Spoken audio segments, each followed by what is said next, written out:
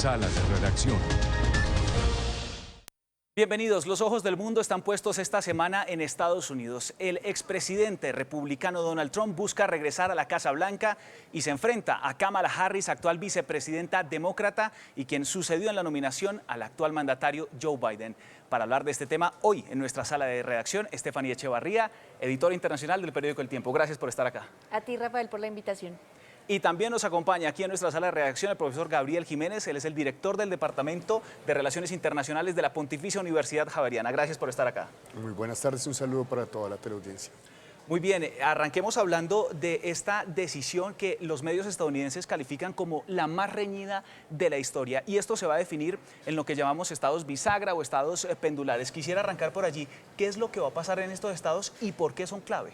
Bueno, esos estados son conocidos como swing states, en realidad son 7 estados, Michigan, Wisconsin, Pensilvania son los más importantes, prácticamente sin simplificar, definen la elección estadounidense, lo hicieron en 2016, lo hicieron en 2020, esa zona es conocida como el Rust Belt, me refiero a, bueno, Pensilvania, Michigan y Wisconsin, en los cuales pues hay una población blanca, generalmente trumpista, es decir, pues que sufrió, digamos, hasta cierto punto la, digamos, desindustrialización, específicamente de las ensambladoras, y pues son jóvenes, algunos de ellos sin título universitario, que son considerados los swing voters, ¿no? Los que pueden irse a un lado o a otro, y pues esos estados son definitivos en la medida en que pues, sí, han definido elecciones, pero digamos allí hay una población que definitivamente no ha definido No su tiene una voto. tendencia marcada. Exactamente. Mucho se ha dicho de que estas encuestas están muy reñidas. ¿Qué pasa si llega a haber un empate? ¿Qué pasa si de pronto la elección es muy reñida, hay un reconteo de votos? ¿Qué pasa si hay un empate técnico? En ese sentido, pues lo que nos marca la historia es que solo ha ocurrido una vez, casi que en los tiempos fundacionales de Estados Unidos, y en ese momento lo que se estableció pues fue justamente que en manos del Senado quedaría esta elección, y en eso pues también es bastante complejo porque pues no es tan simple como decir que cada senador tiene un voto directo, sino que también depende, así como el colegio electoral, proporcionalmente de la población que se ubica en Estados Unidos. Entonces, realmente pues es un tema complejo, se dice que es una posibilidad justamente por lo reñido que está la campaña, pero pues de momento pareciera ser que va a ganar uno de los dos, aun cuando sea por un puñado de votos. Estamos hablando de unos estados que son clave, pero también hay unas poblaciones que son clave. Usted lo mencionaba, los trabajadores, la población blanca, los jóvenes y especialmente el voto latino. ¿Qué va a pasar con el voto latino esta semana? Bueno, pues el voto latino, digamos que en este momento estaría más inclinado después del último meeting de Donald Trump, justo antes de Kamala Harris, por un pronunciamiento de un humorista, cuyo nombre no recuerdo, que dijo que Puerto Rico era una isla de basura. Entonces esto le complicó las cosas a Trump, que contaba con el voto latino, que estaba tratando de seducir el voto afrodescendiente, pero pues esto, digamos, definitivamente cambia un poco el panorama y se está reflejando efectivamente en las encuestas. Sobre ese voto latino, la semana pasada el expresidente republicano salió a decir que ni siquiera conocía a ese humorista, pero hay muchos migrantes, hay muchos latinos que siguen votando por el expresidente Donald Trump. ¿Cómo explicar que un latino, una persona que tiene un discurso ampliamente xenófobo, vota por este candidato? En este caso nos debemos concentrar en lo que ha sido el tema central de la campaña, en particular para quienes habitan Estados Unidos, y es el tema económico. Recordemos además que en estos swing states, pues también en muchos de ellos, caso Pensilvania, caso Nevada, los latinos pues marcan una diferencia también importante, y en general en las elecciones cuando se estima que 1 de cada 7 votantes va a ser de origen latino. Muchos de ellos pues consideran que el gobierno actual de Joe Biden no les ha mejorado su calidad de vida, se sentían mucho más cómodos en términos económicos bajo el mandato de Donald Trump. Inclusive muchos insisten que a pesar de la pandemia pues estaban muy bien, desconociendo por supuesto los efectos pospandémicos, y en especial que la realidad pues nos habla de que en estos momentos Estados Unidos ha salido a flote, ha logrado sortear la llamada avisorada recesión, e incluso pues es la envidia de varios países desarrollados al ver cómo pues ha mejorado todo el tema de índices económicos. Sin embargo, hay algo con lo que no ha podido lidiar la administración y que casi que no obedece tampoco a responsabilidad de ellos, y es todo el tema de este día a día de las personas. Está muy costoso los gastos públicos, los servicios, el arriendo, inclusive una salida a cenar fuera para las personas se volvió realmente en un lujo, y es en este grueso de la población que demanda unas mejoras económicas y que sienten de alguna manera que prefieren en este caso a Donald Trump, aun cuando pues por supuesto vemos que la realidad se distorsiona bastante con el discurso que ha ejercido el candidato republicano. Y hay que decir que esa candidatura republicana ha tomado precisamente esa bandera de hablar mal de la administración, de los problemas económicos, pero también de ese discurso ampliamente xenófobo contra los migrantes. Profesor, ¿cómo analizamos que un latino está votando por Donald Trump cuando dice abiertamente en su primera administración prometió construir el famoso muro y esta vez no ha sido distinto? Para Trump el problema número uno es la migración, ni siquiera la economía. Claro, pues yo diría que hay tipos de latinos, votantes latinos. Lo que muestran las encuestas es que generalmente las latinas mujeres preferirían votar por Kamala Harris, mientras que los latinos están divididos, ¿no? Los de Florida, algunos de Nevada, cuyos, digamos, reclamos principales a esta administración son efectivamente económicos, pues se inclinarían a votar por Trump.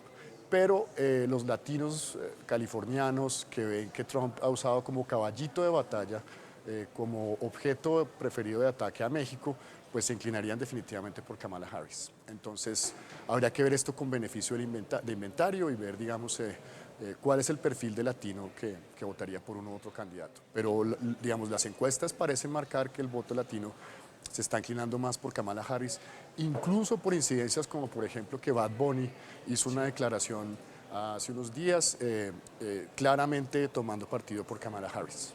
Y se nos escapa un episodio también que fue un punto de inflexión en la campaña, es cuando en el debate el candidato republicano dijo que los migrantes comían mascotas en Springfield, algo que fue confirmado, pues que por supuesto se trataba de una noticia falsa. El otro temor que está detrás de esta elección es que ocurra lo mismo que pasó en el 2021 con el asalto al Capitolio, con que no reconozcan que ganaron o que perdieron la elección. Sobre esto hay una tensión inmensa en Estados Unidos y la semana pasada el presidente también dijo, ya habla de fraude en los votos por correo. Es una situación bastante compleja toda la campaña de desinformación que ha ejecutado no solamente Donald Trump, sino un gran bloque de los republicanos. En el tema puntual de revivir esa pesadilla del 2021, que recordemos que terminó en el asalto al Capitolio el 6 de enero de ese año, la gran preocupación en este momento de los analistas y expertos es que en ese momento fue improvisado, de alguna manera fue algo que resolvieron con el pasar del momento, pero ahora sí que están organizados, sí que han tenido tiempo, inclusive ya han avanzado en una gran cantidad de demandas que lo que hacen es cuestionar el sistema en sí y poner y sembrar esa duda, porque pues Donald Trump lo ha dicho e insiste que el único resultado que va a reconocer es el que sea favorable para su triunfo. De otra manera, en especial teniendo en cuenta, como le hemos hablado, lo justa que va a ser las elecciones, pues justamente va a tener esa oportunidad, ese escenario ideal para calar en ese electorado y pues por supuesto lo más peligroso es que llame a que las personas salgan a defender este voto que él considera que no es nulo. Para eso inclusive pues lo que buscan en este caso los demócratas y lo que hicieron en el momento en que ocurrió la situación en 2021 fue también pasar una ley al Congreso que finalmente fue aprobada y que blinda de alguna manera la garantía o la rectificación de estos votos para que sea mucho más difícil o haya mayor dificultad a la hora de certificar las votaciones. Sin embargo, por supuesto, son muchas las maniobras que pueden ejecutar los republicanos y lo que más preocupa es pues que alienten a un gran séquito de seguidores a salir a las calles. Profesor Gabriel, hablemos de ese arco de transformación que tuvo Kamala Harris, porque fue una vicepresidenta que no fue tan mediática, pero a última hora, cuando Joe Biden se retira, pues tiene que asumir esta candidatura y ha logrado recoger, incluso antes de que le diera la nominación, el apoyo suficiente. Pero, ¿cómo analiza usted este papel de Kamala a última hora?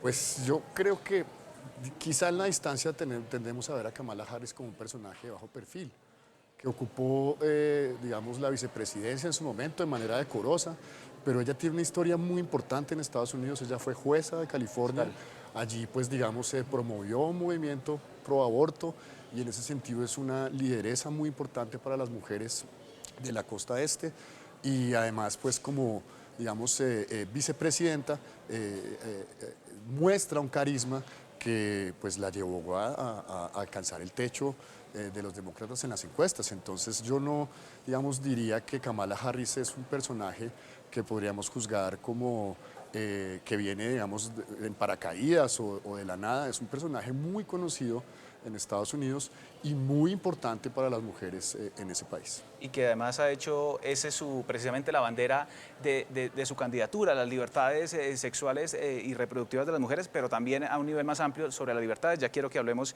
de eso. Pero también es importante porque podría ser la primera mujer de afro y la primera mujer de raíces asiáticas en llegar a la presidencia. Así es, no solo marcaría ser la primera mujer, sino la primera estadounidense de raza negra y de origen surasiático en ocupar la presidencia, y eso pues por supuesto marcaría un granito en un país que justamente pues ya está siendo cada vez más diverso, más amplio de lo que tradicionalmente ha existido. Y pues también estos orígenes, recordemos que además sus papás también fueron muy activos en la causa de la defensa de los derechos civiles en Estados Unidos, y por eso ella ha insistido, inclusive lo recalca, que una gran inspiración en su vida es el papel de su mamá y de cómo desde pequeña pues ha tenido clara esa visión que ha ejecutado desde su rol en California, cuando fue senadora por el mismo estado, y pues posteriormente en su desarrollo como vicepresidenta. Sin duda la nominación de Kamala Harris fue uno de esos puntos claves de esta campaña electoral, pero el otro fueron los intentos de asesinato contra el candidato republicano. ¿Cómo influyó esto en esa candidatura? Bueno, pues esto en principio significó una amenaza, digamos, interna a la seguridad nacional norteamericana. Y revivió un fantasma. Revivió un fantasma, por supuesto, 2 presidentes asesinados en el Solio, y además pues algunos intentos de asesinato a otros candidatos. Pues esto catapultó hasta cierto punto a Trump, lo puso, digamos, en la palestra como una especie de víctima, y pues él se mostró como un personaje fuerte que, digamos, está siendo amenazado y cuya campaña, digamos, no sienta muy bien en alguna oposición que ejerce violentamente. Entonces, pues esto en algún momento le dio muchísimo, digamos, vuelo a Trump, pero fue esto contrarrestado justamente por la candidatura de Kamala Harris. De hecho, vemos los gestos de Trump cuando en el atentado levanta la mano en seña de victoria, y pues eso, algunos, digamos, conspiranoicos dijeron que esto había sido preparado, pues lo cual es bastante extremista, por decirlo así. Una foto que fue muy potente, que era precisamente él con el hilo de sangre en su oreja, con la mano levantada, con la bandera de Estados Unidos de fondo, y también cuando después llegó a la convención con la oreja, con el esparadrapo. ¿Qué les parece si hablamos de temas puntuales y qué le espera eventualmente al mundo, al país y también a nosotros aquí en Colombia con la eventual llegada de cada uno de estos candidatos? Por ejemplo, hablemos del tema Ucrania, profesor.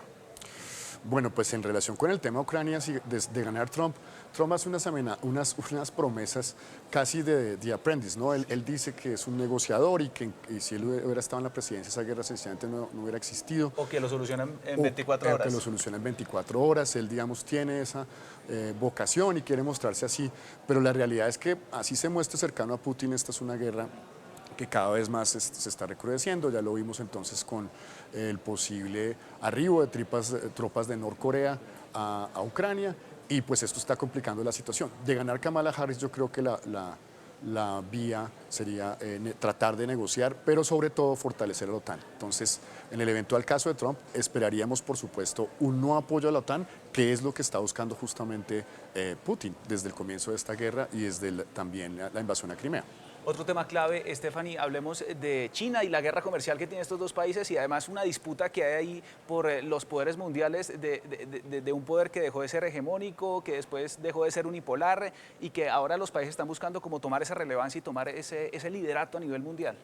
Por supuesto, el tema China también está en la agenda. En eso, una de las promesas de campaña de Donald Trump es justamente encarecer todo lo que venga de China y hacerle peso de esa manera. Sin embargo, pues también se ha advertido de los serios desafíos que requeriría o implicaría esa decisión. En esa postura, pues por supuesto, será fundamental ver qué tan radical sea en el caso de Donald Trump. Kamala Harris, por su parte, pues en ese tema económico, inclusive en las orillas distintas, mientras Donald Trump quiere reducir los impuestos de las empresas estadounidenses buscando un mayor empleo, ella busca, al contrario, acrecentarlos, buscando que ese dinero justamente pueda ser apalancado para aumentar los salarios mínimos y dar mayor capacidad de extensión crediticia en temas de niñez y demás. Entonces, teniendo en cuenta como esa visión que tienen de país, pues por supuesto el gigante asiático tendrá un peso que vemos que los demócratas, básicamente Harris heredaría lo que viene siendo la política de Joe Biden, que si bien sigue siendo bastante directa en demostrar el poderío que tiene Estados Unidos, pues no llega a lo que vimos inclusive en la primera presidencia de Donald Trump, que fue ya un corte más diametral y de sentar una postura más fuerte contra China. El otro escenario internacional que preocupa y que está en la agenda internacional, pues por supuesto es la guerra en Medio Oriente. Y en este punto, tanto Trump como Harris son proisraelíes. Bueno, quizá más Trump. Kamala Harris pues ha, digamos, manifestado su apoyo a Israel, pero ella sí quiere abogar en el fondo por un cese al fuego y, digamos, estar en más sintonía con Antonio Guterres, el secretario general de Naciones Unidas, que hasta la saciedad ha pedido que se permita la entrada de la ayuda humanitaria y que pues, se logre un cese al fuego, así sea temporal, para mejorar las condiciones en la Franja de Gaza y en Cisjordania. Con todo, pues yo creo que sí hay unos matices que habría que tener en cuenta y en esto tendríamos que decir que Trump, el apoyo a Israel sería frontal, el apoyo a Netanyahu irrestricto, mientras que el de Kamala sería un poco más matizado y con condiciones, entre otras el cese al fuego. Similar al de Biden, que en los últimos días de su administración ha intentado por todos lados pasar esa propuesta que ellos enviaron de negociar y de buscar un cese al fuego. Sí, pero a la vez Biden también digamos, está un poco de retiro, ya cuando, por ejemplo, Israel bombardea objetivos clave en Irán, pues él estaba en su casa de retiro y se esperaba que fuera la sala de crisis y prefirió quedarse en su casa de familia. Entonces eso lo que nos está revelando es que preferiría no tomar partido hasta que alguno de los dos candidatos, esperando que Kamala Harris gane, para justamente, digamos, volver a sentar una posición. Muy bien, hablemos, ya lo mencionamos más adelante, sobre el tema libertades, ya mencionamos el tema del aborto y toda esta bandera que ha usado Kamala Harris para su candidatura, pero en general que hay un temor sobre la pérdida de libertades si Donald Trump regresa a la Casa Blanca.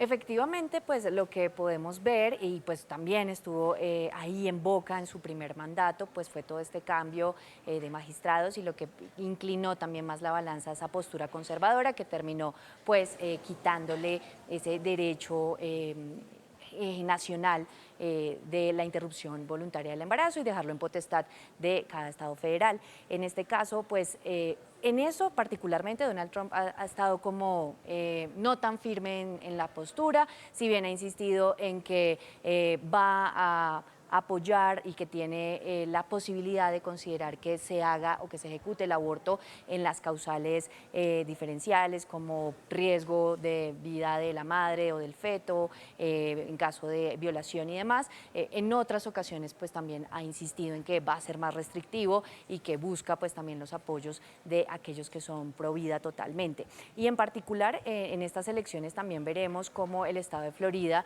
pues están preparando también para una votación de unas enmiendas, entre ellas la del aborto, porque Florida pues es uno de los estados que pasó a ser mucho más restrictivo, solo es legal hasta la 6ª semana de embarazo, lo cual pues deja a muchas mujeres sin una posibilidad, ni siquiera se han enterado que están embarazadas y ya no pueden interrumpir si así lo desean su embarazo. Entonces van a llevar a votación y a consideración de las personas si quieren, particularmente no hablando inclusive del aborto sí o no, sino de la libertad de poder elegir y de que no haya un control sobre el cuerpo del gobierno, ¿no? Algo que repite Kamala, la libertad de que cada mujer pueda elegir sobre su propio cuerpo. Exacto, entonces le pregunta a las personas sobre esas libertades y en eso pues también es un serio desafío porque ante tanta ola de desinformación las personas muchas veces desconocen y por eso las campañas que apoyan este tipo de enmiendas quieren ir casa por casa tratando de explicarle a cada una de estas personas es que lo que está en juego es su capacidad de decisión. Para ir cerrando todos estos temas puntuales que estamos tocando, ¿qué le puede esperar a Colombia con la eventual llegada de cada uno de los candidatos, profe?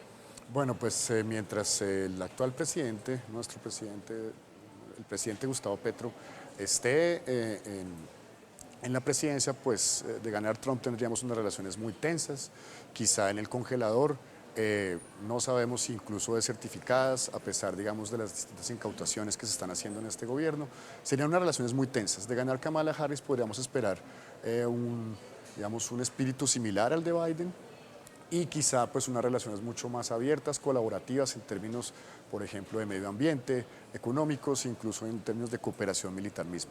Medio ambiente, que Donald Trump no cree en el cambio climático. No, es un negacionista del cambio climático. Y en eso hay que agregar que pues no solamente dependerá del Ejecutivo, sino también de cómo queden las mayorías en ambas cámaras, porque de eso dependerá, y como ya lo hemos visto, también la aprobación del presupuesto del país, que pues por razones que también obedecen a las realidades mundiales y a los intereses particulares de Estados Unidos, se ha visto reducido, pero que ineludablemente desde la perspectiva republicana puede ser aún más incisivo ese recorte sobre las ayudas al país. También lo que pueda pasar eventualmente con ese apoyo a Colombia y lo que está ocurriendo en el país vecino Venezuela. A los dos, muchísimas gracias. Quiero preguntarles, ¿se arriesgan a decir un ganador? Yo diría que Kamala Harris. Kamala Harris. Y yo, Donald Trump. Muy bien, maravilloso. Gracias a ustedes por acompañarnos y a ustedes, por supuesto, estén pendientes del cubrimiento especial sobre estas elecciones muy importantes en Estados Unidos y nos vemos en un nuevo episodio de Sala de Reacción.